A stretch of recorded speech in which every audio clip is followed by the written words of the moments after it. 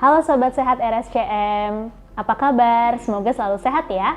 Perkenalkan, saya dengan Dr. Astika Pramesti Tunggadewi, saya residen dari Departemen Telinga Hidung Tenggorok Bedah Kepala Leher FKUI RSCM. Pada hari ini kita akan membahas mengenai kesehatan telinga dan pendengaran. Tentunya kali ini kita akan ditemani oleh ahlinya ya. Saat ini saya ditemani oleh Dr. Trijuda Airlangga, spesialis THTKL konsultan. Beliau akrab disapa dengan Dr. Angga. Bagaimana dokter? Apa kabar hari ini dok? Baik, alhamdulillah sehat Dr. Tika. Ya. Apa kabar? Baik dok. Baik, jadi mungkin kita buka dulu nih dok. Kira-kira kalau dari secara umum, sebenarnya bagaimana sih dok menjaga kesehatan telinga dan pendengaran tuh maknanya seperti apa sih dok? Ya, seperti kita ketahui, salah satu organ indera yang ada di manusia adalah organ pendengaran.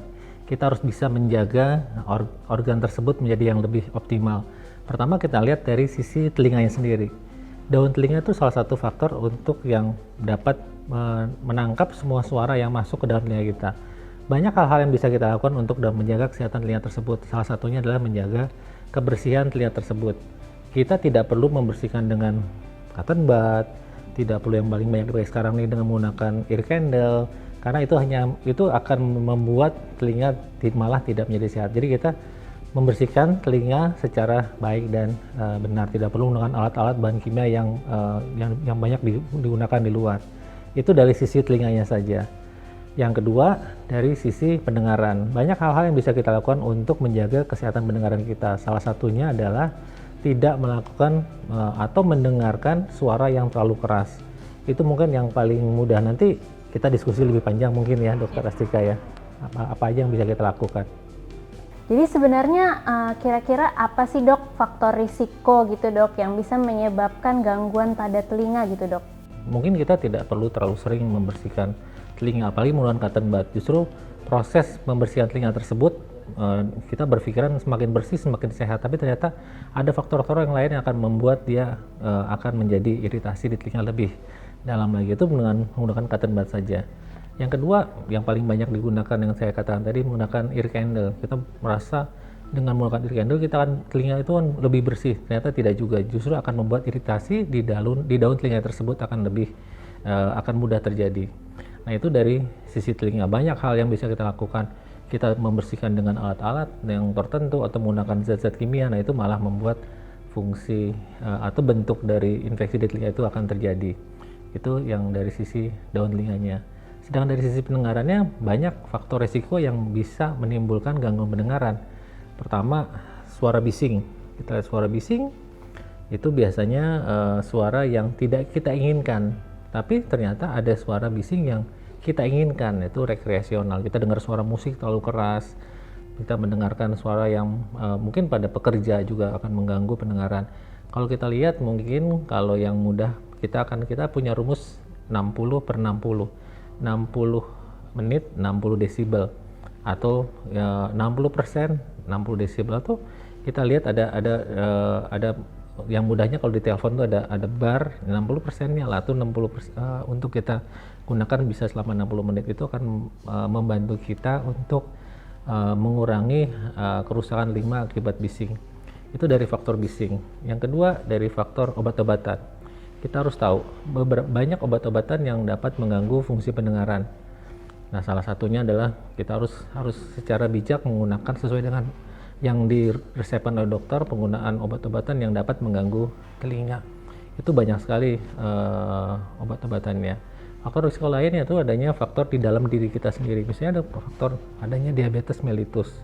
Itu juga satu faktor yang dapat bisa mengganggu fungsi pendengaran kalau di dalam jangka panjang. Selanjutnya mungkin kita lihat mungkin dari faktor usia. Dari faktor usia juga ya itu tidak bisa dihindari, tapi kita bisa mengurangi faktor tersebut terjadi. Kita harus menjaga kesehatan tubuh kita sendiri. Faktor usia itu biasanya dimulai dari umur 58 tahun sudah mulai ada penurunan fungsi pendengaran. Dan mungkin itu yang paling banyak kita gunakan. Tapi yang sekarang kita banyak dengungkan adalah adanya faktor resiko akibat bising tersebut, Dokter Tika. Kalau selanjutnya dok, misalnya nih kita akhirnya terpapar sama semua tadi faktor risikonya, atau misalnya kita ada salah satu faktor risiko gitu ya dok.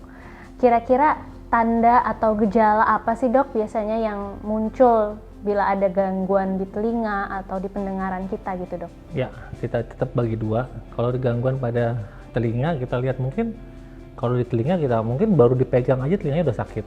Nah, itu salah satu faktor, jangan-jangan ada infeksi di telinga tersebut atau di dalam liang telinganya. Ada kalanya keadaan dari telinga tersebut sakit pada saat kita menelan ludah. Karena kita ada faktor di dalam telinga itu namanya tuba eustachius atau di dalam kendang telinganya yang mempengaruhi infeksi dalam telinga tersebut. Nah, itu faktor-faktor yang bisa kita lihat, atau banyak hal-hal yang bisa, kebanyakan sih maka akan mengeluhkan keadaan di dalam dipegang telinganya atau di dalam liang telinganya. Itu yang paling mudah. Yang berikutnya adalah kita akan melihat dari fungsi pendengaran. Gejala tanda yang paling mudah adalah yang pasti berkurangnya fungsi pendengaran.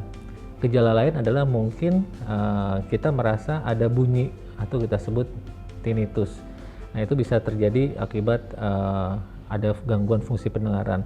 Yang lainnya mungkin kita agak sulit, mungkin kalau dalam waktu panjang mungkin kita harus kita pastikan dengan pemeriksaan-pemeriksaan tertentu untuk menilai keadaan dari pendengaran tersebut.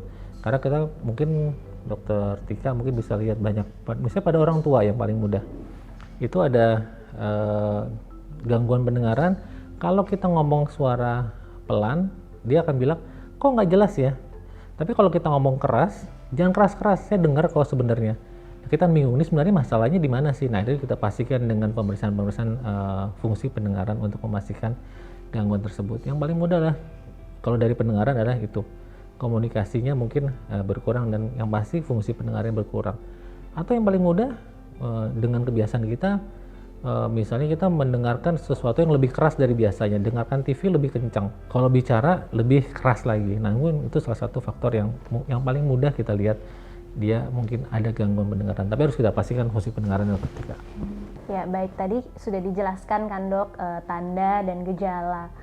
Tadi sudah dokter katakan juga sebenarnya harus dikonfirmasi tuh dok dengan pemeriksaan. Nah, sebenarnya pemeriksaannya apa aja sih dok yang bisa dikerjakan dok? Yang paling mudah kita lakukan adalah kita mungkin setelah gejala tanda pada telinga dulu, misalnya kita lihat, nanti baru kita lakukan kita pegang telinganya dia udah kesakitan.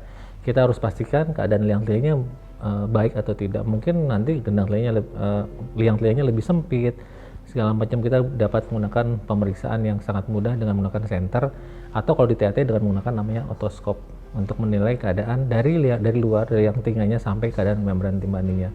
Nah, itu pemeriksaan secara liang telinganya. Tapi untuk memeriksa fungsi pendengarannya, kita juga ada satu alat untuk dilakukan pemeriksaan, yaitu kita harus pastikan fungsi pendengarannya dengan menggunakan audiometri. Selanjutnya kita bisa melakukan suatu pemeriksaan bagaimana keadaan dalam telinga tengahnya. Kita itu bisa lakukan dengan pemeriksaan namanya timpanometri. Setelah itu kita bisa lihat juga apakah fungsi pendengarannya berupa saraf atau tidak.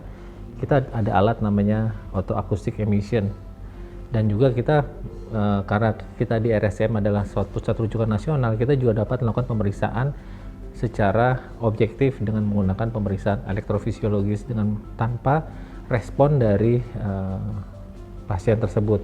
Pemeriksaan tersebut adalah yang banyak dilakukan adalah pemeriksaan Brain Evoked Response Audiometry atau BRA. Jadi kita bisa melihat rangkaian pemeriksaan dari luar sampai dalam yang bisa dilakukan di RSCM tersebut. Jadi pemeriksaan tersebut kita bisa lakukan langsung pada hari yang sama, dan kita bisa mendapat hasil yang akurat dan cepat. Mungkin itu Dokter Tika. Kalau di RSCM ini kan kita sebagai pusat rujukan nasional ya dok. Kira-kira program atau apa sih keunggulan dari THTKL FKUI RSCM ini dok? Ya, pusat unggulan dalam bidang pendengaran, mungkin kita banyak tindakan-tindakan yang bisa kita lakukan di RSCM ini. Tindakan operatif yang standar sudah pasti kita bisa lakukan di RSCM. Kita juga mempunyai layanan pemasangan implantasi koklea. Itu suatu pemeriksaan atau suatu tindakan tata laksana yang sangat canggih yang dapat memperbaiki fungsi pendengaran. Nah, di RSCM itu sendiri kita bisa lakukan dari tahapan pemilihan pasien, karena dari awal kita lakukan screening pasien, dan pada saat dilakukan pemeriksaan itu sudah kita lengkap, kita lakukan pemeriksaan, dan kita juga bekerja sama dengan tidak hanya Departemen THT saja sendiri, tapi kita bekerja sama dengan bagian anak untuk kandidasi pemasangan implantasi koklea tersebut.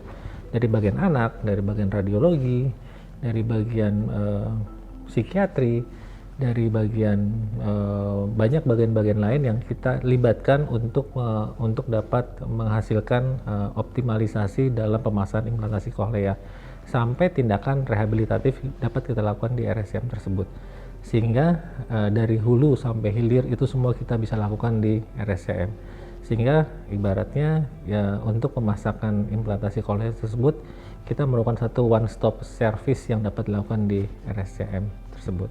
Baik, Sobat Sehat, terima kasih dokter atas diskusinya. Untuk Sobat Sehat RSCM, jangan lupa untuk selalu menjaga pola hidup sehat.